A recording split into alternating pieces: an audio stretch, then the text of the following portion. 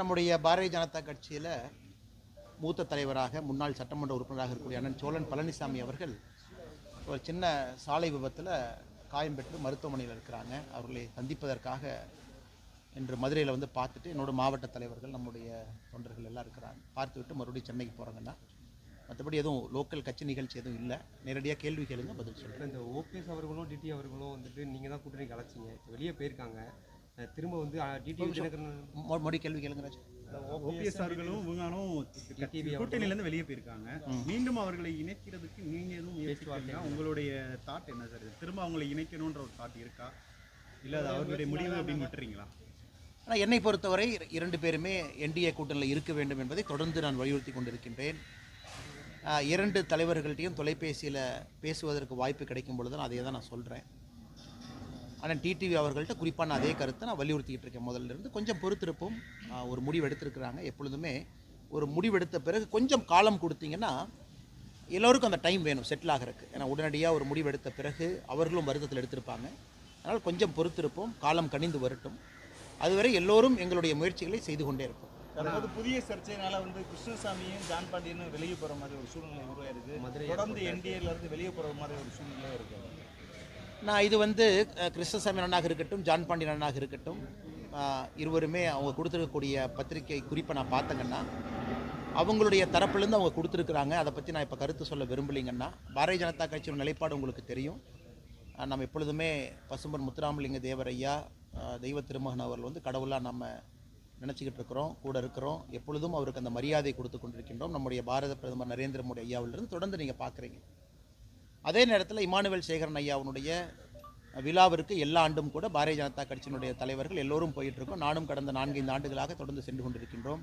அதனால் எங்களை பொறுத்தவரை அது எதுவும் சர்ச்சையாக நான் பார்க்கவில்லை. பொறுத்திருப்போம். இது ஒரு பெரிய விஷயமாக நான் பார்க்கலிங்கன்னா, எல்லோரும் அவங்கவுங்க கருத்தை வச்சிருக்கிறாங்க. அதனால் இது எங்கேயும் சண்டை ஏற்படுவதற்கான ஒரு சூழ்நிலை அப்படின்லாம் நான் பார்க்கல.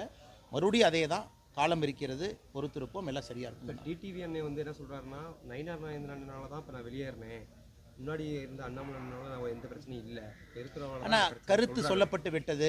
நயினார் நாகேந்திரன் பேசிட்டாங்க, மாநில தலைவர் அவங்க பேசிட்டாங்க. திரும்ப திரும்ப அதை நோண்டி இப்படி சொன்னாங்க அப்படி சொன்னாங்க அப்படின்னு நம்ம பேசுறது யாருக்குமே அழகல்ல. பிரச்சனை முடிஞ்சதுன்னு தான் நான் பார்க்குறேன். ஒரு கருத்து வச்சிருக்கிறாங்க, இன்னொரு பக்கம் கருத்து சொல்லியிருக்கிறாங்க. அதோடு முடித்து விட்டு அடுத்த வேலையை பார்க்க எல்லோருமே போகணும். நான் ஏற்கனவே சொன்னது போல் காலம் கனிந்து வரட்டும், கொஞ்சம் பொறுமையாக இருப்போம். இன்றைக்கே திரும்ப திரும்ப அதை நோண்டி குத்தி இப்படி சொன்னாங்க அப்படி சொன்னாங்க நீங்கள் என்ன சொல்கிறீங்க அப்படிங்கிறது அரசியலில் சரியாக இருக்காதுங்கன்னா, டிடிவி தினகரன் அண்ணனை பொறுத்தவரை நான் தொடர்ந்து சொல்வது இதுதான். ஒரு நல்ல தலைவர். என்டிஏ கூட்டணியில் 2024 வந்தாங்க. பாரதிய ஜனதா கட்சி தமிழகத்தை வழிநடத்தி கொண்டிருக்கக்கூடிய அண்ணன் நயினார் நாகேந்திரன் அவர்கள் எங்களுடைய தலைவர். அதனால் எங்கேயும் கருத்து வேறுபாடுகளுக்கு இடம் இருக்காது. பொறுத்துருங்க. இன்னும் 7-8 மாதம் இருக்கும்பொழுது இன்றைக்கே அவசரம் பண்ணணும்.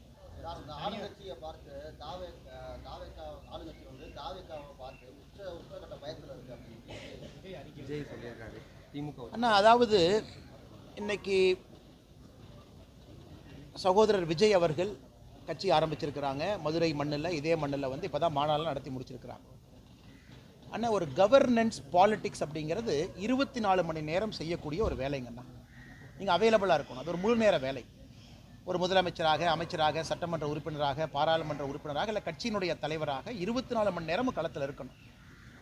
இன்றைக்கி தமிழக மக்கள் என்ன எதிர்பார்க்குறாங்கன்னா, இன்றைக்கி தாவேக்கா நாங்கள் ஒரு சீரியஸான கட்சி, தமிழக மக்களுக்கு ஒரு மாற்றம் தரக்கூடிய கட்சின்னு அவங்க சொல்கிறாங்க அப்படின்னா, அதே வேகத்தை களத்தில் 24 மணி நேரம் பார்க்க வேண்டும் என்று நினைக்கின்றார்கள். சனிக்கிழமை மட்டும் நான் பிரச்சாரத்துக்கு வருவேன், சனிக்கிழமை மட்டும் மக்களை பார்ப்பேன், ஞாயிற்றுக்கிழமை மட்டும் மக்களை பார்ப்பேன், மற்ற திங்கள் செவ்வாய் புதன் வியாழன் வெள்ளி நான் பார்க்க மாட்டேன் அப்படிங்கிறது ஒரு புதிதாக வந்திருக்கக்கூடிய அரசியல் கட்சிக்கு ஒரு பொறுப்புமிக்க தலைவர் அந்த மாதிரி செஞ்சே கிட்டத்தட்ட டிசம்பர் வரைக்கும் நம்ம கொண்டு போயிட்டோம் அப்படின்னா மக்கள் வந்து டெஸ்ட் பண்ணுவாங்க. இது எல்லாமே அதுக்கான காலம். இன்றைக்கி தாவேக்கா வந்து நாங்கள் திமுகவுக்கு எதிரி அப்படின்னு அவங்க பறைசாட்டுறாங்கன்னா, அந்த வேகத்தை களத்தில் காட்டும் பொழுது மக்கள்கிட்ட தான் மக்கள் நம்புவாங்க. இன்றைக்கி ஏன் திராவிட முன்னேற்ற கழகத்திற்கு மாட்டு தேசிய ஜனநாயக கூட்டணின்னு மக்கள் நம்புகிறாங்க, எதிர்பார்க்குறாங்கன்னா, இன்றைக்கி தலைவர்கள் ஃபுல் டைம் அவைலபிளாக இருக்காங்க. நம்ம எதிர்க்கட்சி தலைவராக இருக்கட்டும் முழு நேரம் ஒரு பக்கம் இருக்கிறாங்க. பாரதிய ஜனதா கட்சியினுடைய தலைவர்கள் முழு நேரம் அவைலபிளாக இருக்கிறாங்க.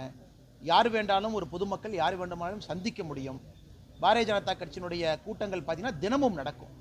அதனால் தாவேக்காவை பொறுத்தவரை நான் வெளியிருந்து சொல்லுகின்ற கருத்து, நாங்கள் தான் மாற்று, நாங்கள் தான் எல்லாத்துக்கும் மாற்று, தமிழகத்திற்கு நாங்கள் தான் விடிவெளின்னு அவங்க சொல்ல வர்றாங்கன்னா, 7 நாட்களும் மாதத்தில் 31 நாளும் 30 நாளும் 24 மணி நேரமும் மக்களுக்கு அவைலபிளாக இருக்கும் பொழுது மட்டும்தான் ஏற்றுக்குவாங்க. கட்சியினுடைய தலைவரே நான் மக்களை பார்ப்பேன், ஆனால் வீக்கெண்ட் மட்டும்தான் பார்ப்பேன், நான் திங்கள்லேருந்து வெள்ளிக்கிழமை வரைக்கும் பார்க்க மாட்டேன்னா எந்த அளவுக்கு சீரியஸாக அவங்க அரசியல் களத்தையும் பாலிடிக்ஸையும் எடுத்துக்கிறாங்க அப்படிங்கிற கேள்விக்குறி மக்கள் வைக்கிறாங்க.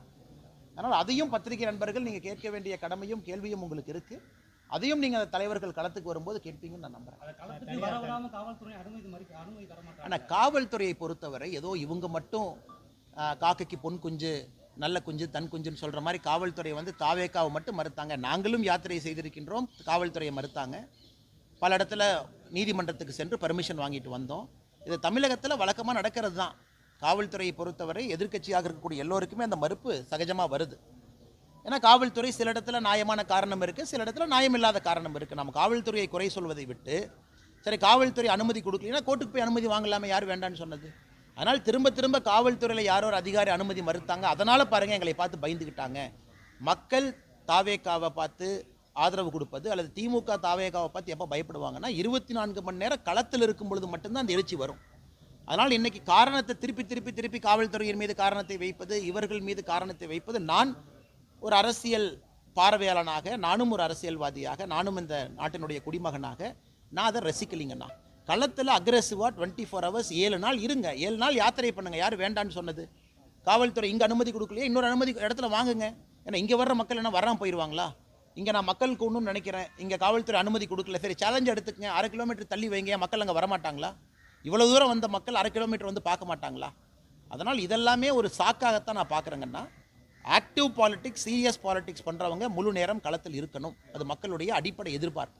சார், தனியார் தொலைக்காட்சி நிகழ்ச்சியில் பேட்டியில் வந்து திமுக கூட்டணி தற்போது வலுவாக உள்ளது, வருங்காலங்களில் வந்து மக்கள் வந்து இதுவரைக்கும் எதிர்ப்பு தெரிவிக்கல, வருங்காலங்களில் வந்து இந்த எதிர்ப்பலையாக மாறும்போது நான் இப்போ அடிப்படை பிரச்சனை என்னன்னாங்கன்னா, ஆங்கிலத்தில் பேசக்கூடிய ஒரு இன்டர்வியூவை அதை தமிழில் மொழியாக்கம் செய்து அதை சொல்லும் பொழுது அந்த கருத்துக்கள் தவறாக வெளியே வருவது ஒரு வருத்தத்துக்குரிய விஷயங்கண்ணா. அது ரொம்ப துரதிருஷ்டவசமான விஷயம் கூட. காலையில் நான் சம்மந்தப்பட்ட நாளிதழுக்கு நான் அழைத்து பேசினேன், எடிட்டர் அவங்ககிட்ட பேசினேன், எல்லாத்துலேயுமே பேசினேன். அது சரி செய்வதாக கூட அவங்களும் முடிவெடுத்திருக்கின்றார்கள். காரணம் ஆங்கிலத்தில் பேசும்பொழுது அது வரும். நம்ம சொன்ன கான்டெக்ஸ்ட்னா இன்றைக்கி அதை பற்றி நாங்கள் கவலைப்படலிங்கண்ணா. ஆன்டி இன்கும்பன்சிங்கிறது, அதாவது மக்களுடைய எதிர்ப்பு அலை என்பது நவம்பர் டிசம்பரில் நமக்கு தெரியணும். அதுதான் முக்கியம். ஏன்னா நீங்கள் எலெக்ஷனுக்கு ரொம்ப முன்னாடியே பீக் ஆகக்கூடாதுங்கண்ணா. மக்கள் எங்களுக்கு வந்துட்டாங்க, எல்லோரும் மாற்றம்னு சொல்லிட்டாங்க அப்படிங்கிறது பீக் ஆகக்கூடாதுங்கண்ணா. நீங்கள் அடிப்படையில் ஜனவரி பிப்ரவரியில் பீக் ஆகும் பொழுது தான் ஓட்டு போடும் நேரம் வரைக்கும் அதை கொண்டு போக முடியும். அதனால் எதிர்ப்பலை இன்றைக்கி இருக்கு, எதிர்ப்பலை இன்றைக்கி இல்லை, நமக்கு தேவையில்லாத பேச்சு. ஏன்னா இன்றைக்கி அரசியல் இதே என்ன ஆரம்பிக்கலை. நவம்பர் டிசம்பரில் எதிர்ப்பலையை நாம் பார்க்க வேண்டும் என்பது தான் என்னுடைய கருத்து. வித்தியாசமாக நாம் பார்க்கணும். கூட்டம் கூடணும், பெரிய பெரிய மாநாடு எதிர்க்கட்சிகள் போடும்பொழுது மக்கள் ஆர்வமாக வந்து பங்கேற்கணும். அதுதான் அரசியல் மாற்றத்திற்கான அறிகுறி. அது நவம்பர் டிசம்பருக்கு முன்பு நடக்க வேண்டிய அவசியம் நமக்கு இல்லை. அது நவம்பர் டிசம்பரில் நடக்கும். அதை நோக்கி தான் எல்லாரும் பயணம் பண்ணுறாங்க. ஒரு யாத்திரை நடத்துகிறாங்க, அனைத்து இந்திய அண்ணா திராவிட முன்னேற்ற கழகம் அதை நோக்கி போகிறாங்க. பாரதிய ஜனதா கட்சியினுடைய பூத் கமிட்டி கூட்டங்கள் முடிந்து மண்டல மாநாடு அதை நோக்கி நம்ம போகிறோம். நம்முடைய கூட்டணி கட்சி நண்பர்கள் எல்லோரும் நவம்பர் டிசம்பர் ஜனவரி நோக்கி போகிறாங்க. அண்ணன் ஜான் பாண்டியன் அவர்கள் சமீபத்தில் திண்டுக்கல் ஒரு மாநாடு நடத்தியிருக்காங்க, அதை நோக்கி போகிறாங்க. அதனால் எனக்கு விசிபிளாக கேட்டிங்கன்னா நவம்பர் டிசம்பரில் பெரும் பொதுக்கூட்டங்களில் சாதாரணமான பொதுமக்கள் கட்சி தொண்டர்களை தாண்டி ஆர்வமாக பங்கேற்க ஆரம்பிக்கும் பொழுது அரசியல் மாற்றத்துக்கான அறிகுறி தெரியும். அதனால் இது புது ஸ்டைல் எப்படின்னாங்கன்னா, நாம் ஒன்று பேசுவோம், அதை ஏதாச்சும் ஒரு பத்திரிக்கையில் அவங்க மாற்றி போட்டுருவாங்க அல்லது வேறு மாதிரி போட்டுருவாங்க. அதை வச்சு 4 பேர் கேள்வி கேட்பீங்க, அதுக்கு நாம் ஒரு எக்ஸ்ப்ளனேஷன் கொடுப்போம். இது தமிழ்நாட்டில் ஒரு புது ட்ரெண்டாக உருவாகிட்டு இருக்குங்கண்ணா. அதனால் சம்மந்தப்பட்ட பத்திரிகையின் மீது எனக்கு பெரும் மதிப்பு இருக்குது. பட் இந்த நேரத்தில் ஆங்கிலத்திலிருந்து பேசும்பொழுது யாரோ ஒரு ரிப்போர்ட்டர் அதை பார்க்குறாங்க, அதை வந்து நம்ம நிறைய கருத்துக்கள் சொல்கிறோம். 34 நிமிஷத்தில் நம்ம அவ்வளோ விஷயங்கள் பேசும்பொழுது அதில் ஒரு லைன் எடுக்கிறாங்க, அதை அவங்க மொழிபெயர்த்து போடுறாங்க. ஆனால் நான் சொன்ன கருத்து அது இல்லைங்கண்ணா.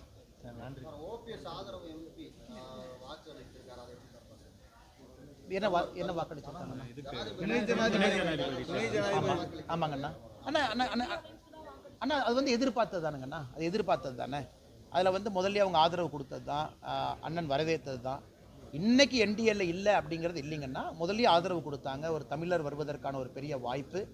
அதனால் இது எப்பவுமே தொடர்ந்து பார்க்குறதுக்கு முன்பு கூட இல்லை, தொடர்ந்து பார்லிமெண்ட்டில் எப்பவுமே நமக்கு வந்து பாரத பிரதமர் நரேந்திர மோடி ஐயா அவர்களுக்கு ஆதரவாகத்தான் எப்பொழுதுமே ஓபிஎஸ் ஐயா இருந்திருக்கிறாங்க.